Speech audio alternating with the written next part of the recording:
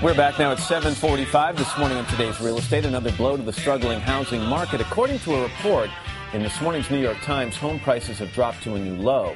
Here to talk about that and the tricks that realtors pull to raise interest in a property is today's real estate contributor, Barbara Corcoran. Barbara, good morning. Good to see you. Good morning, Matt. This report in the Times is dismal. It talks about how low home prices are. It talks about the percentage of Americans owning a home dropping to near record levels or levels that we haven't seen in years and years. What happened to the recovery here? I think the recovery, believe it or not, and I'm sure most people won't believe me in that, is still well in progress. There are a couple of facts not in that article you should be aware of.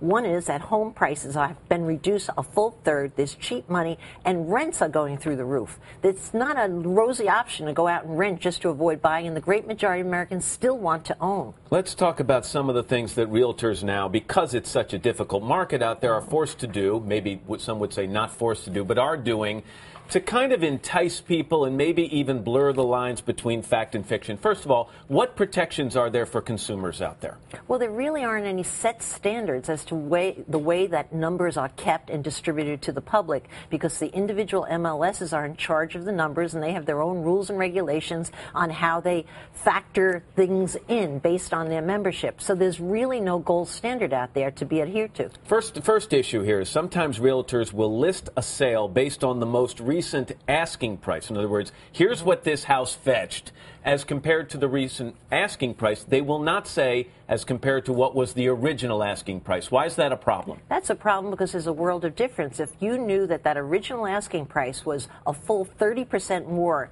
on the last house sold, you would make your bid considerably lower. But if you're simply using the numbers of what the last ask price was, it's really misleading and makes you bid entirely different on the home. So you've got to ask the realtor a direct question. Yeah. Is this the original price or the asking price? Yeah. And then you put that realtor in a position of telling you the truth or not telling you the truth. Realtors, I must say, realtors almost always tell you the truth. There are very few bad apples out there. But yes, by directing the question, is this the original asking price, you will get a direct answer. What about relisting a home and making it look like it's brand new on the market? Well, the intention there again, and I'm not trying to justify it, is to freshen up the listing. But the problem with this is that you think a home has been on the market for, say, 2 weeks, when in essence it was on the market 2 years ago. Right. So again, you have to ask those important questions if you're going to use that house sale as a stat to make your bid. And what about square footage? You often hear somebody say, "Oh, it's an 8,000 square foot home." That's right. They do round up. It's Never not down. Necessarily living space. No, of course not. And a great example of that would be a 3,000 square foot home that maybe has 500 square feet of a furnished basement.